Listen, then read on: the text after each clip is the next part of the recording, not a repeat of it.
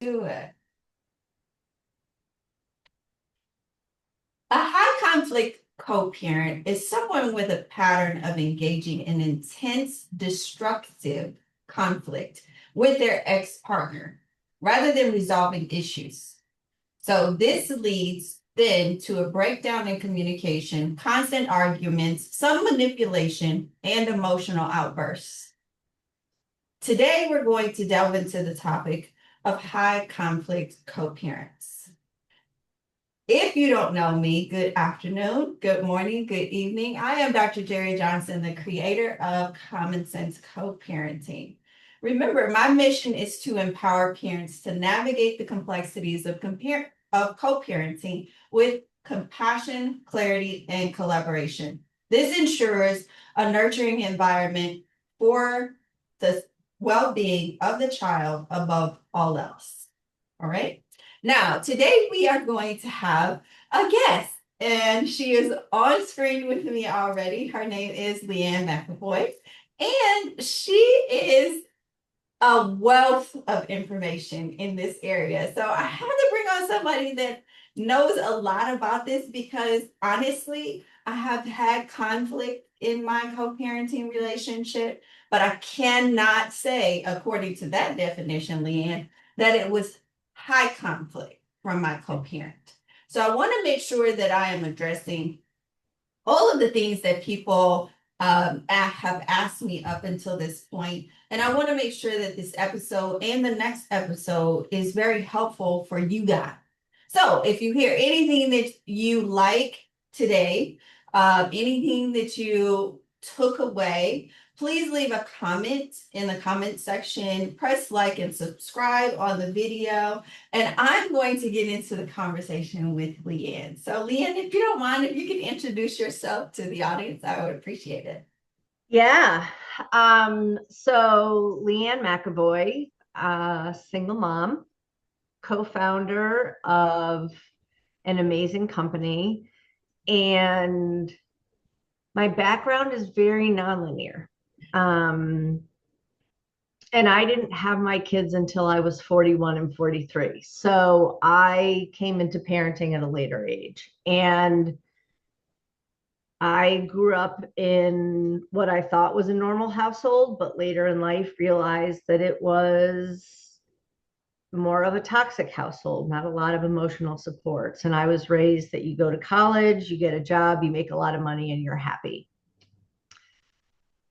I did that, but I wasn't happy.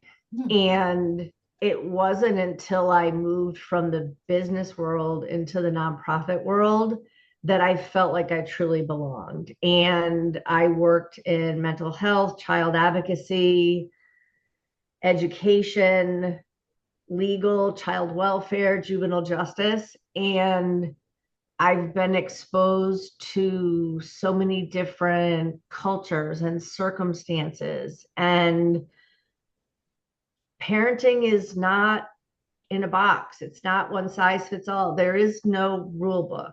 And I got married at 30, and I got divorced at 52. So 53, 53, somewhere in there. Um, and it has been a journey.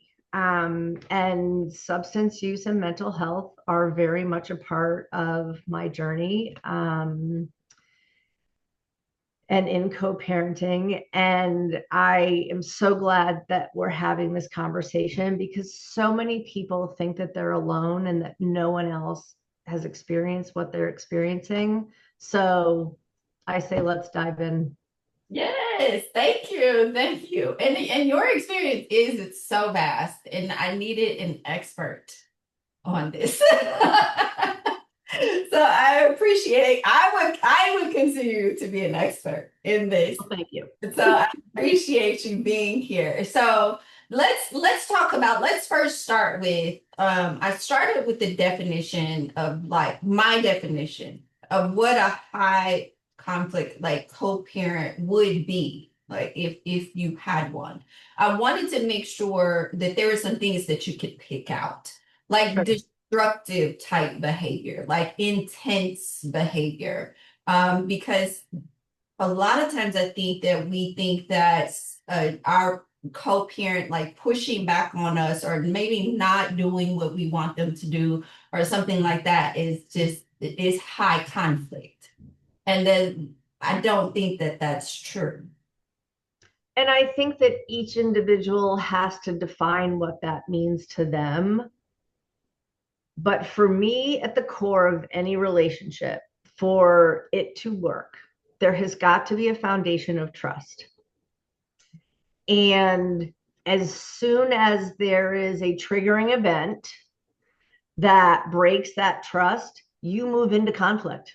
Because unless and until there is acknowledgement, acceptance, and forgiveness, and I don't mean forgiveness in forgiving the other person for their actions, but forgiving, I've had to forgive a lot of people so that I can heal, so that I can move forward. So, like you've said in other podcasts, like move on. You've got to move on because there's a time when it's a crisis, and then there's a time when it moves to pathology. And when I say pathology, then you get into substance use, you get into depression, you get into anxiety and mood disorders. And from the moment that you enter a relationship and you bring a child into it, you are co-parenting. Yes. So you bring your own family values from your family of origin, and then you build a co-parenting relationship with your partner, spouse.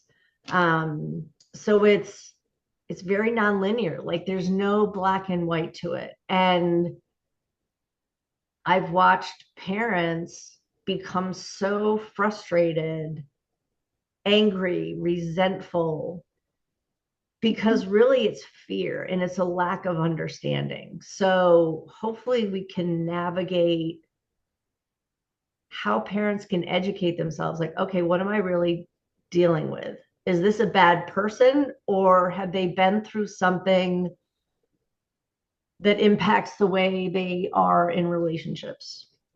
Yes. And that comes to like the questioning and the communication part, right? Before Yes. we throw out the baby with the bathwater, my grandma used to say, like before we just throw out things or we tell somebody something, well, why don't we ask a question? You know, like what is really going on here? Because I think that's a self-awareness piece and kind of like a centering piece that you have to have within yourself of thinking about, okay, so why is this triggering me? Like why does this behavior trigger me? And then what is it in them that may be causing this behavior? But starting with self first, right? 100%. Yep. Starting with self first and then taking it outside of you because you have to separate their identity from yours as the co-parent. You have to separate that. And in order to have a good partner, you have to be a good partner. And you are spot on with your self awareness. And I'm all about people's lived experiences. And they shape us into who we are, good, bad, or indifferent. And I went into my marriage, even at 30, with a lot of baggage, as did my ex husband. Mhm. But no one had opened the door for us to explore that. And so we did the best we could. Right. And then over time, things came up, things happened. And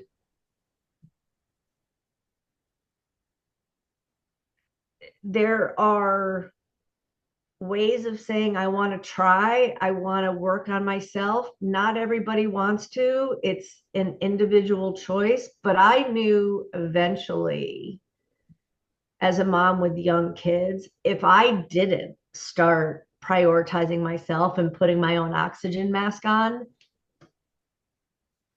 my kids wouldn't have a parent that was strong Mhm. and able to parent.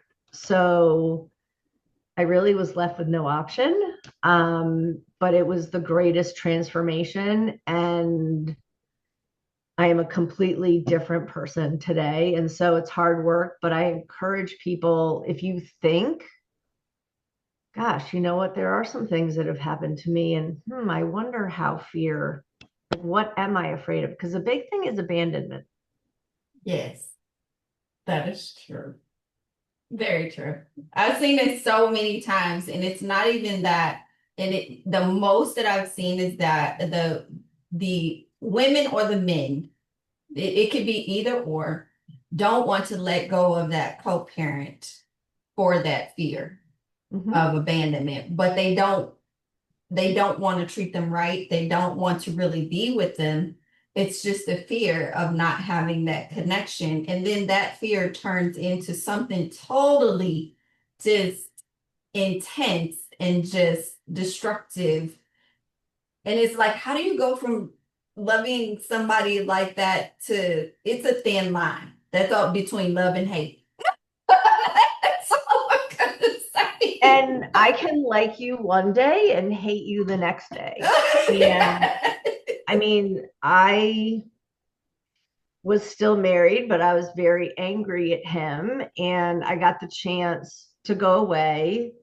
I still bought him a gift. And when I gave it to him, I said, see, I still love you. I just don't really like you. Right. See? I say that all the time. Like I say, I love you. I can love you, but I can leave you too. Like if it is if Yeah. it's something that is destructive, like I'm destroying me to save you, oh no, I will love you from a distance and I can leave you too. I have no problem with Yeah. that. Yeah.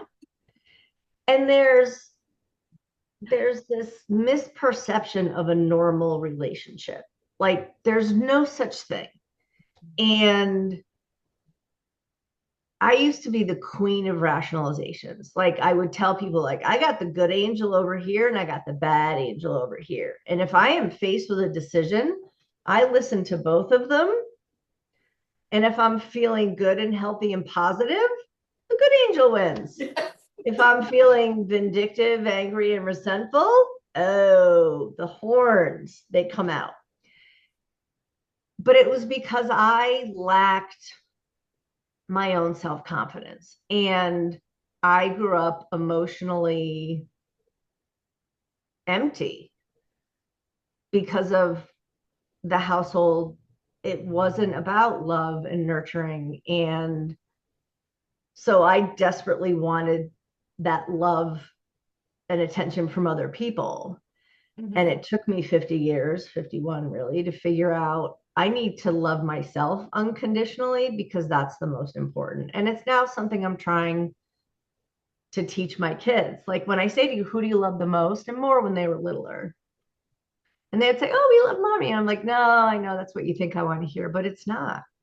I want you to love yourself the most because when you do, you will treat yourself with respect. You will require other people to treat you with respect and honesty. And nobody teaches that. No. Nobody we don't learn that until we go through a lot of hard things and then finally our something hits us and we're like, all right, I gotta rethink this. And it's not I love myself so much to an arrogance or a prideful Correct. level. You know what I'm and I think a lot of people go straight to that, like you love yourself like nobody else matters and this. No, that's not the case. I'm saying I love me enough to put boundaries in place because I think boundaries are blessings. Magic Put word. boundaries in place that are gates and not walls, right? Like people can actually get through the gate. They are not putting up a wall that you have to like climb over or you can't get through. So I love myself enough to take care of me because I know if I don't take care of me, I can't take care of anybody else in a healthy manner, you know? And that's what I think people need to understand. Like it's not about an arrogance about yourself or an air Correct. about yourself that you're better than anybody because you love you.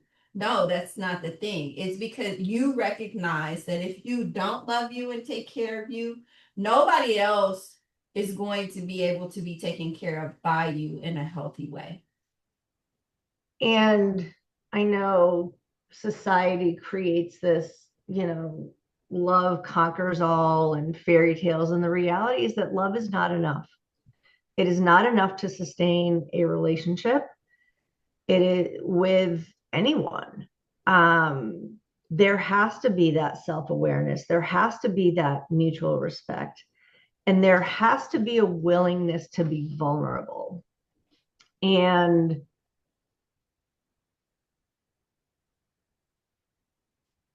men, period, it's not something that comes naturally to them. And it's that patriarchal, Mhm. um, and it's not real. And if that's how someone's been raised, that is how they are going to be in a relationship. And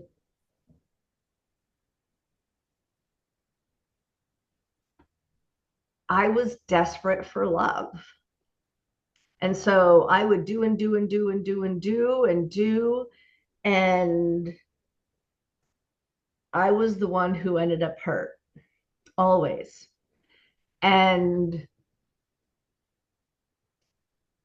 my big suggestion is always find people you can connect with. Find people that you can unload all of it with, whether that's someone in your church, your pastor, a friend, a social worker, a therapist, your girlfriends, any other type of friend. But when you can show up so you and know that no matter what you say or do, someone's going to stick with you, that's what you want in a relationship. Mhm. And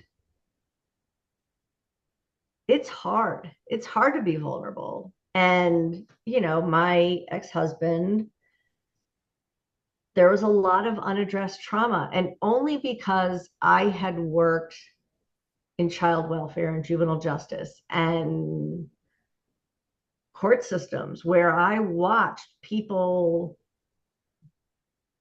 from all walks of life, those that had nothing, those that were in the 1%, that still had stuff, a lot of stuff. And,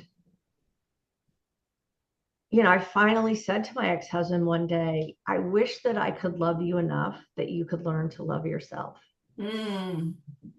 And I said, but I can no longer be held captive, but by what you're not willing to address. Right. Because it's not fair to me and it's not fair to our kids. And based on the company that I'm building, I talk a lot about lived experiences. And when I get through a conversation, I will say, okay, so based on your own personal and professional life, Mhm. what have you needed that you haven't gotten? Mm. And overwhelmingly, the response is nobody's ever asked me what I needed. Really? Yeah. Oh, wow. Like if I said to you right now, and it could be you now, or it could be you when you were in a relationship and your daughter was younger. Mhm. What did I need? What did I need? And it gets people thinking, it gets people talking, and there's some of the most amazing conversations that can lead to such life-changing growth. And I think that absolutely. I mean, even if you ask, I've asked teachers that before, like in the schools that I've led, like, what do you need? Like that's it. I want to do this. I wanted to, what do you need? What do you need to do that? And then they like, good question. You know, because nobody ever asked them like, what do you need to get it done? Yeah. The support, like, what do you need? So yeah, that is, I mean, that is truly, and I could say when you ask that question that I always needed to just be able to be me, and as weird as I am, as you're right, as weird as I am and quirky as I am, and when people look at me, they don't think so. But a lot of people don't know. I collect antiques, like I collect crystals. I do all these stuff. I in the indoor climb. Did CrossFit for so long. But the thing is that I needed back then for someone to just allow me to be me and that be accepted. I have friends that is the case. Like you said, I have amazingly connected with people who are like, Jerry, you just weird. Like, I said, let me be wonderfully weird then. Amen. Amen. Just let me be wonderfully weird. I'm good with that. And they just laugh at me and just be like, okay, do your thing. But that is going back to the co-parenting like situation. When you have a co-parent that is being very like combative with you, constant arguments, manipulation, things like that, I would guess that nobody wants to ask, what do you need? In the moment, you know what I'm saying? So I'm wondering like how a person would kind of work up to that point of being able to just calm and ground themselves in such a way that they are able to ask their co-parent, I've observed that, you really combative. Like you always want to start arguments. Like what do you need from me right now so that we can get past this? Because this is not where I want us to be. And I have one phrase that I use a lot with a lot of different people. Can you help me understand, like, what are you going through right now that Mm. brought you here? Like, what's going on? Is this really something to do with me? Is something else going on? It invites an open conversation because you're expressing genuine interest. Now, you can say, what the F is wrong with you? Which, done that too. I've done the condescension, I've done the manipulation, I've done it all. But the reality is that that had nothing to do with the other person. It had everything to do with me and that I was not in a good place. Mhm. But when you can come from a place of compassion and understanding, and I get it, this is not kumbaya in any way, shape, or form. This is, I know that if I come at it also being combative, it's just going to escalate. Yes. So, how do I bring the temperature down? And I am a huge fan of the pause.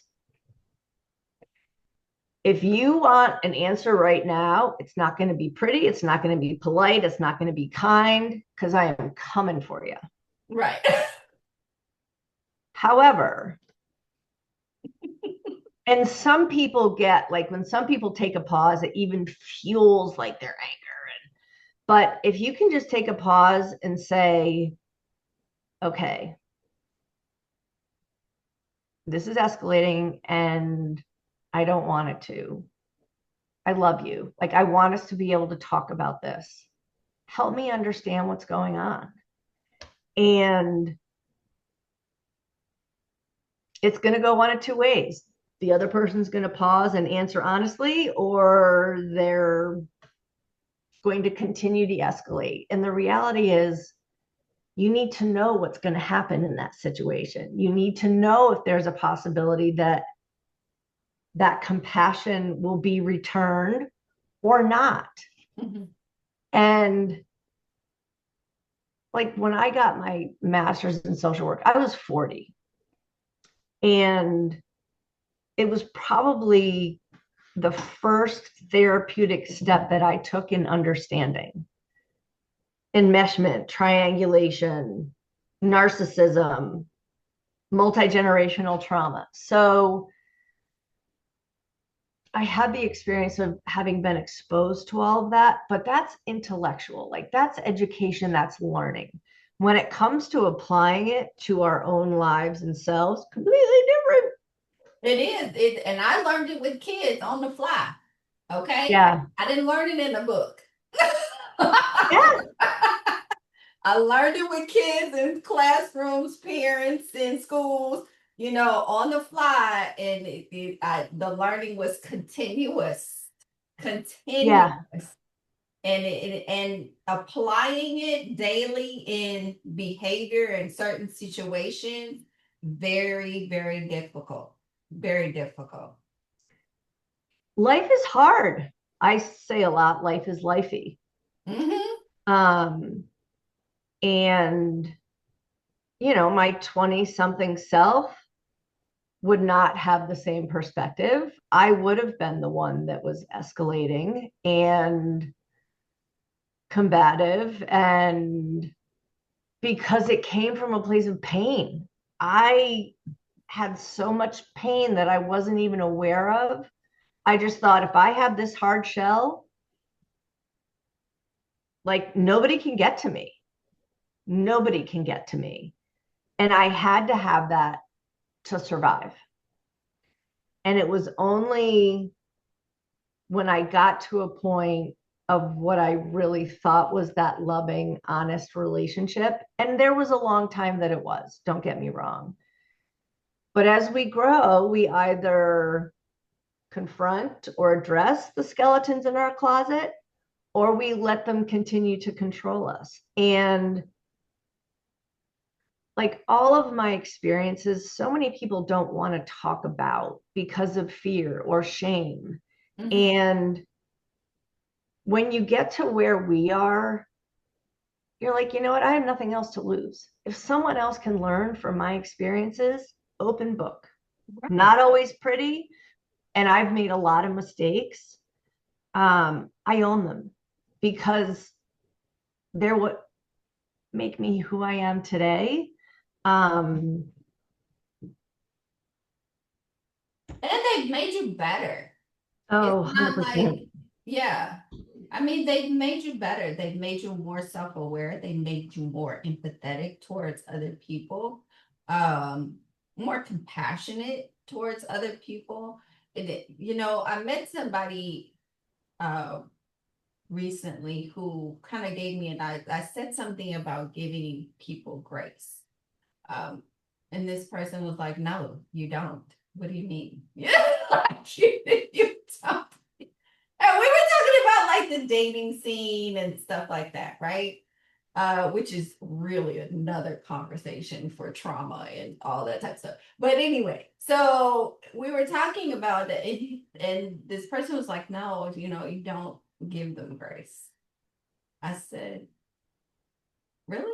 Like everybody's growing. Well, some people are growing, let's put it like that. But my thing is I try to look at it from a standpoint of what we're talking about. It's like I'm meeting this person at this point in time in their journey.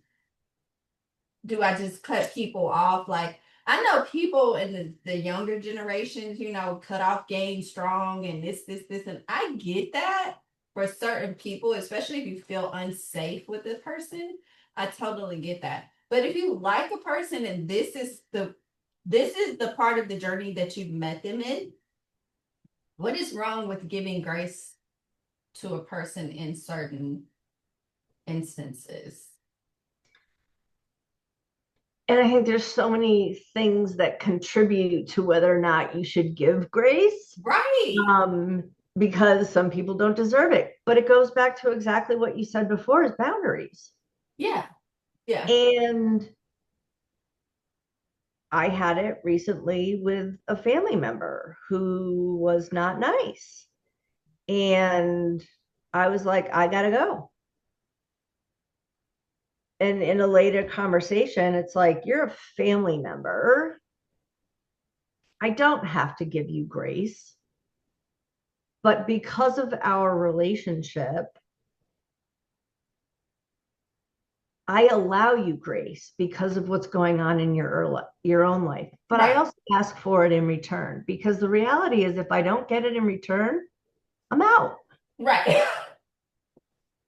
So, and I haven't re-entered the dating scene, I'm afraid. Be Um, very afraid. um, like I really just want to go to Jamaica and be like Stella and get my blue I check. know. And I have a few friends that would like to go with me. So, but it's a concept with people. And I've heard people say grace, hell to the no. Like, I ain't giving anybody grace. And it's like, okay, well, do you give yourself grace? Exactly. How many times have we given ourselves grace? How many times have you started over saying, I'm going to do this New Year's resolution? I'm going to lose weight. I'm going to eat healthy. I'm going to do this. I'm going to do that. And you have not.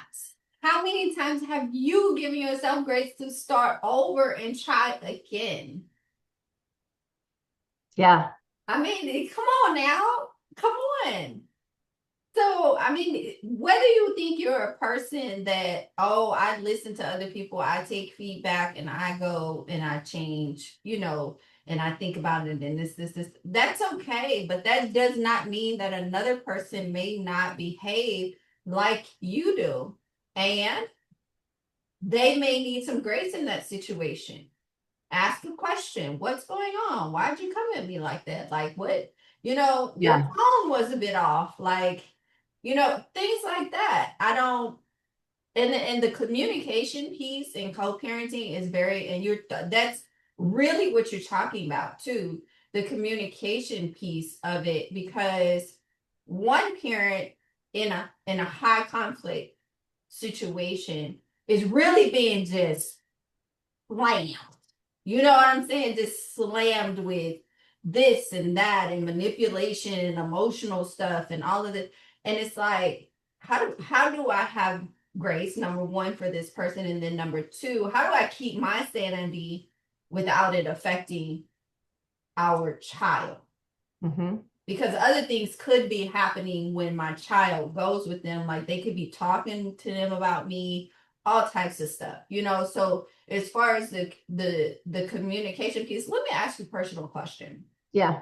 When you started to notice that there was possibly conflict, like between you and your ex-husband, when you guys had the kids, you're co-parenting or what have you, how did you kind of like um what did you notice? Like, did you ever notice, oh, he's trying to pull me into conflict?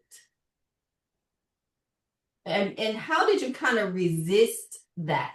That is what I would like to know. Because we know most of the time when our exes are trying to pull us into something. Oh, you're trying to pull me into this emotional spiral. Like, or you trying to make me upset, or you trying to trigger me, or whatever, because we know them well.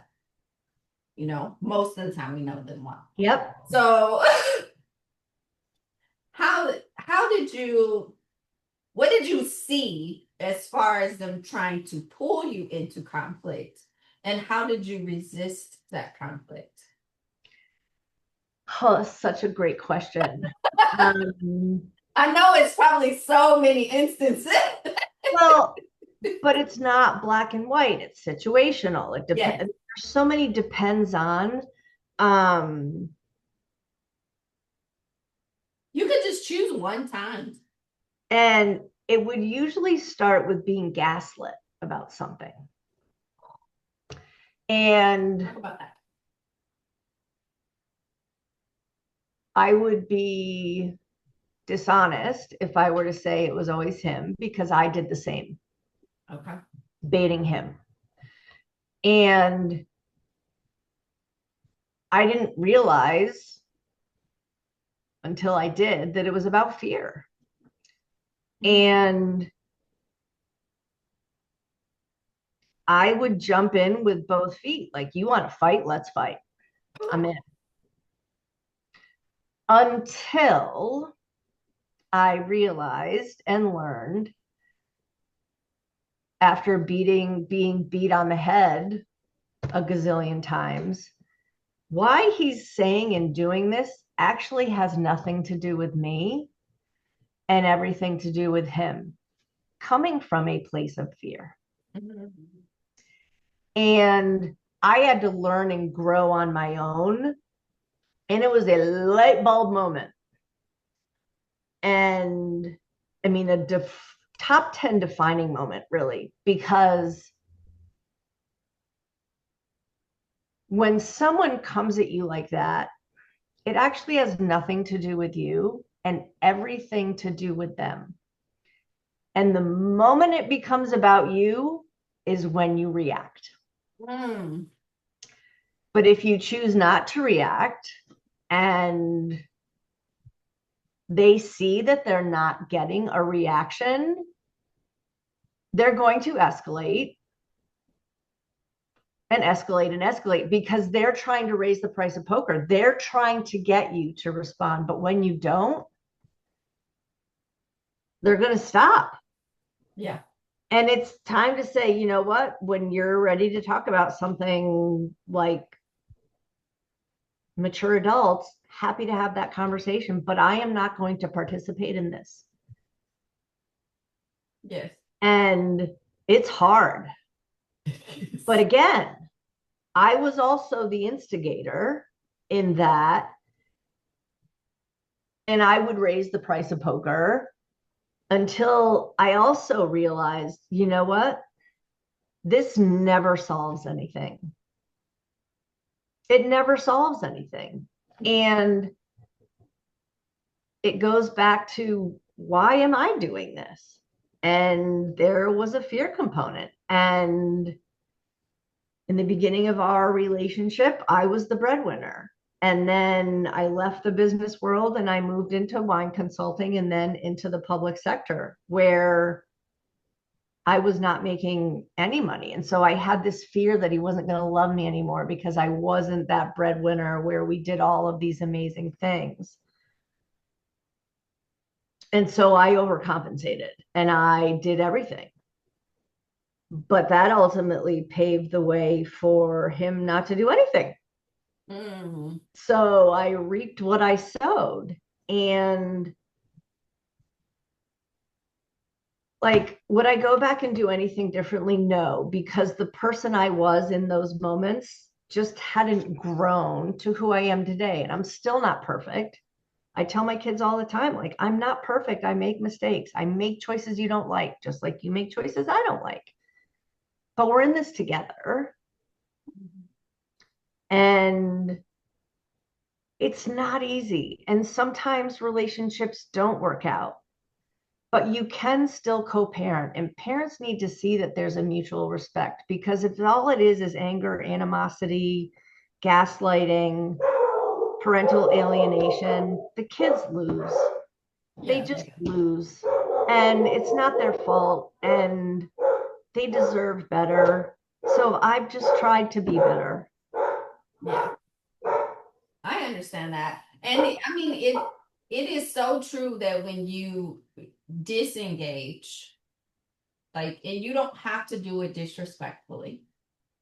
When you disengage, then that gives them no more fuel. I mean, and I saw it with students and kids all the time. Like, you give them that fuel when you go back and forth, when you disagree with them, or when you argue with them, that's more fuel to the fire. When you disengage and you say, when you calm down or when you're ready, we can discuss this, but I cannot discuss this yelling at each other, cussing at each other. I can't. That's not something that I want us to do. And some people, it takes them off the rails. And so in some situations, I tell parents, if you feel like it's an unsafe situation when you do that, then you need to remove yourself from that situation. And they will understand that I'm only coming back and returning to be in your presence when you have calmed down, like when you have stopped communicating in that way, because I don't feel safe. And I don't feel safe for our kids to be there when you're like that either. So and that's okay to be that honest in the communication, because everybody needs to feel safe in the situation, like you said. Yes. The kids don't win seeing you all interact like that, because I tell you what, they take those interactions and the way that you all communicate and the way your relationship is, they take that to school. They take that into their personal relationships once they start having significant others and things like that, because they feel like that's their norm. This is normal. Like, this is what we're supposed to do in relationships or friendships or families or whatever. We're supposed to fuss, cuss, holler, all this at each other. And that is not normal.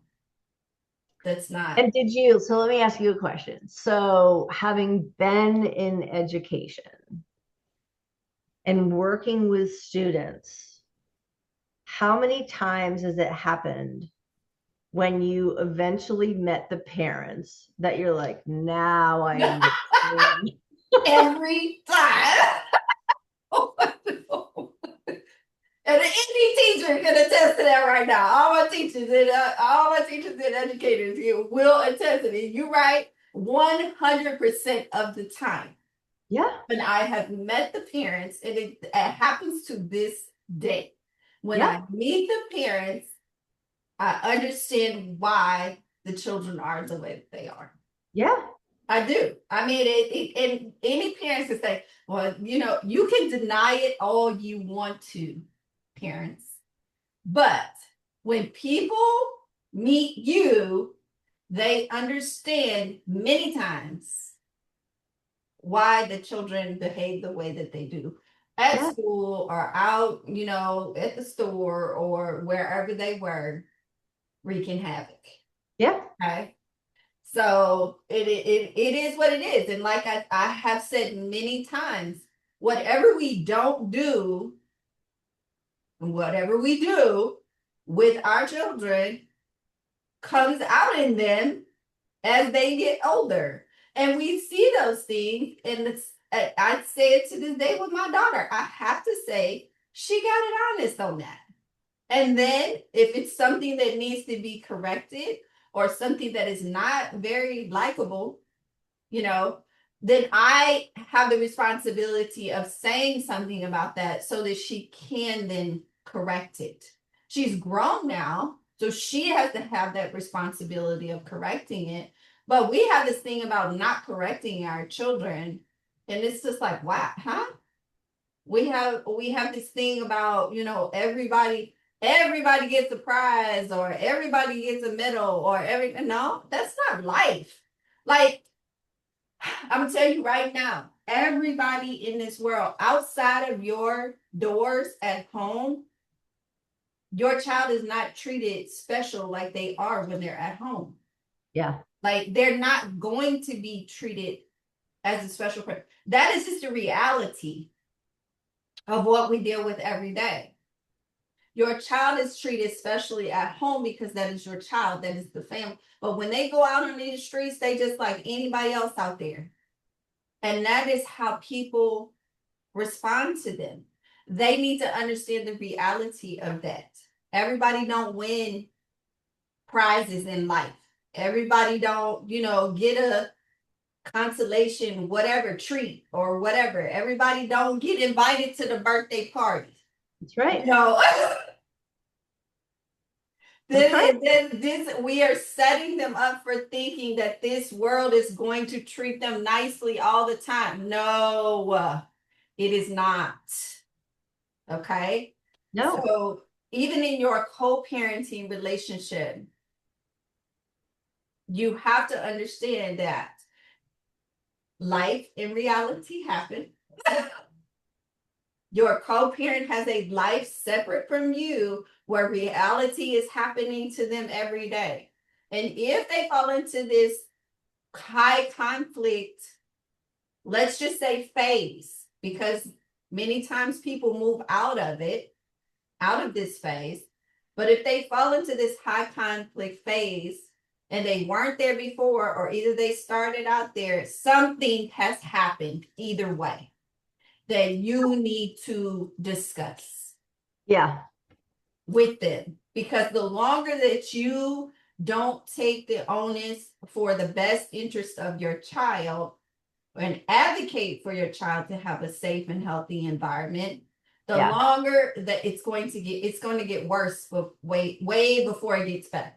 Like, And a big, when kids are little and there's a visitation schedule every other weekend, dinner Wednesday night, when they're littler, it's easier. mhm. But when they get older and they start having their own friendships and they have an opinion, and one child says, I don't want to do that anymore. It is all about the communication of that process that is going to set the stage for whether that's going to go smoothly or not smoothly. And the reality is that's hard. So it's never going to go smoothly out of the gate. And in my own situation, I have had to make choices where I sound like a broken record. This is about the health, safety, and well being of our child. This is about the health, safety, and well being of our child. Did I want to be put in the position to have to make those choices? No. However,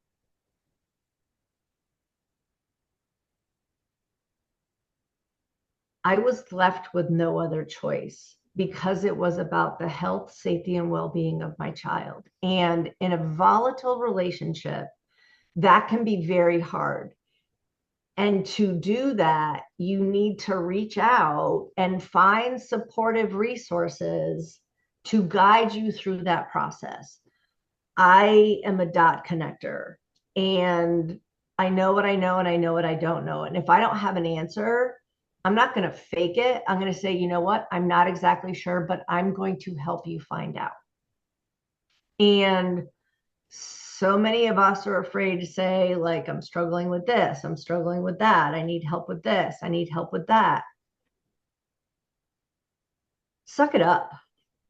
Because if you don't ask for help, in some situations, it can be life or death.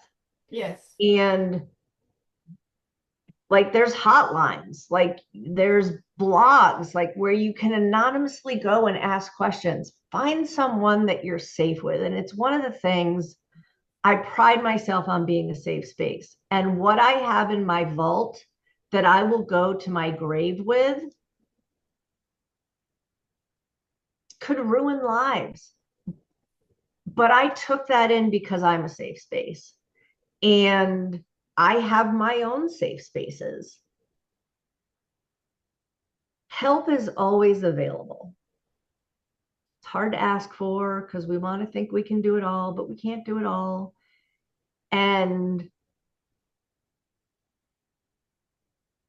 there are no easy answers. We do our best, and sometimes our best is not very good, but I got up another day and I tried. Right. So that goes to like the allowing ourselves grace. And I've worked in domestic violence, sexual assault. It is very hard to leave an abuser. It is very hard because there's still love. You Mhm. can't do it alone. And nobody is alone. But for some, it's hard to make that first step. And I know with your podcast and the people that you're talking to, the people that are listening are going to say, I identify with that. Like, oh, and like reach out. Like, I hope you put my contact information in. And I would love to have more conversations. I know we went way over. Um, but it's not that I'm just passionate about it. I have lived through and survived so much. So even though I may seem put together and oh my God, like she's got it going on, there were the days that I could not get out of bed. There were multiple days in a row that I could not get out of bed. There were days I did want to run away from home. Because it's hard, but finding people like you and having the conversations and putting it out there, this is how we heal ourselves.